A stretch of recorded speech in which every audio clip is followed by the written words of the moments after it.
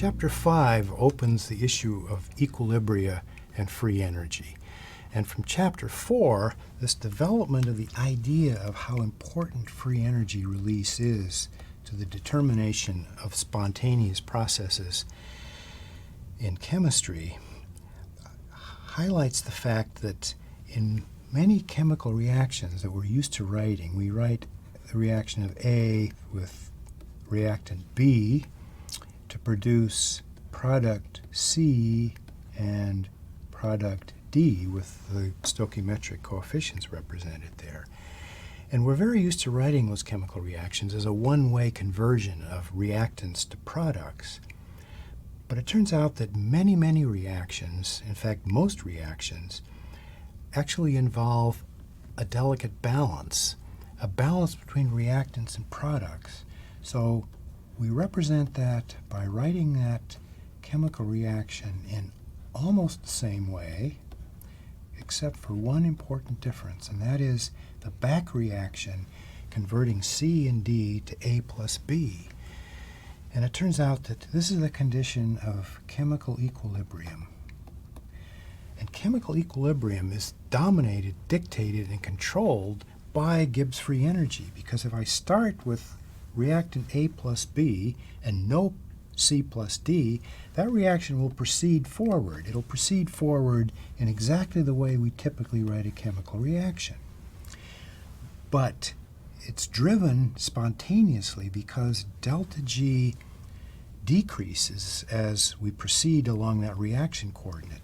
But it decreases until that change in Gibbs free energy is equal to 0. And at that point, we reach a condition in which the production of C plus D from A plus B exactly balances the production of A plus B from C plus D. That's the condition of chemical equilibrium.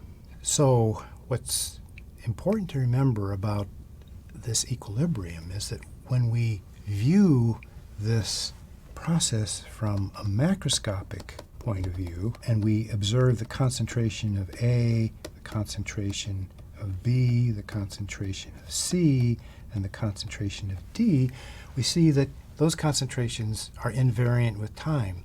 They don't change. The concentration of A, B, C, and D is exactly the same now as it will be 30 minutes from now.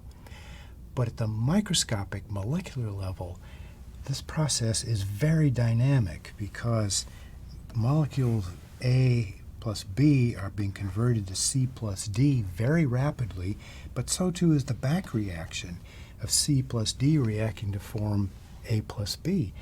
But the remarkable thing is the balance that's intrinsic here. The same number of molecules flow from A and B to C plus D as flow from C plus D to A plus B. And that's defined quantitatively by this Gibbs free energy surface.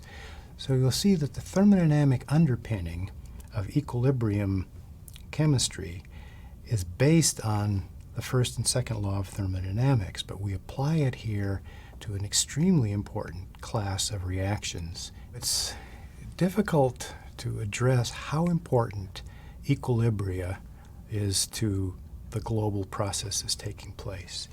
We can look, for example, at perhaps the most famous example, and that's the Haber process. That takes N2 out of the atmosphere, reacts it with hydrogen to form ammonia. Well, ammonia is important because it breaks the very strong bond that's intrinsic to N2. It's a triple bond. And plants and animals can't use N2 because they can't break that bond.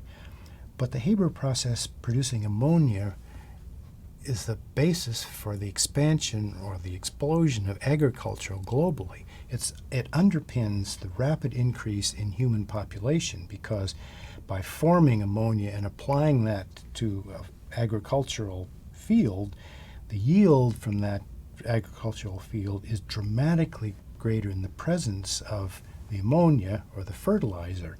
And it's all based on chemical equilibrium, where nitrogen is combined with hydrogen under high temperature, high pressure, across an iron catalyst. So a huge amount of scientific research goes into exactly how you control the temperature and the surface over which these reactions take place. But many other examples occur. The production of biofuels, the production of liquid fuels from plant matter, used to be a niche in the energy discussion, but no longer. Biofuels are extremely important for the production, for example, of jet fuel. And jet aircraft consume 6 to 7% of the global liquid fuel. But if it's fossil fuel they're burning, they're dumping additional CO2 into the atmosphere through the combustion process that we've just discussed. If they're burning biofuels, then that biofuel was created by the growth of plants just in the previous 2 or 3 years. So biofuels create a carbon neutral source of liquid fuel that can sustain aircraft flight. And it turns out that aircraft are the only transportation mode that requires liquid fuels. But the story goes on in exquisite detail. Fischer Trope technology that was developed in the 1920s in Germany uses Equilibria chemistry to convert natural gas, coke, coal, biomass, wastes of any kind into usable fuel, either liquid fuel or hydrogen as a fuel. So Equilibria chemistry turns out to be extremely important in the global context. So let's take a look at the Fischer Trope technology. Natural gas, coal, coke, biomass, or waste can be fed into the first stage of this Fischer Trope process, and the conversion of those carbon-hydrogen bonds into carbon monoxide and H2, and the way H2 is used in combination with carbon monoxide allows the production of hydrocarbon fuels, liquid fuels. And so C8H18, or gasoline, is one direct product by combining catalytically at certain pressures and temperatures over certain catalytic surfaces of hydrogen and carbon monoxide to produce those liquid fuels. And this is a fascinating combination of reactions, and it's one in which we'll look in considerable detail because it tells us a great deal about mechanisms in chemical reactions. So coming back to the basics of equilibria and free energy, we focus again on the fact that it's the Gibbs free energy diagram, this diagram that connects reactants to products along a free energy surface, that is the foundation upon which all of our understanding of equilibria chemistry exists. And in particular, this relationship between Gibbs free energy and equilibria chemistry defines in many ways the most important couplings between molecular level behavior and global consequences.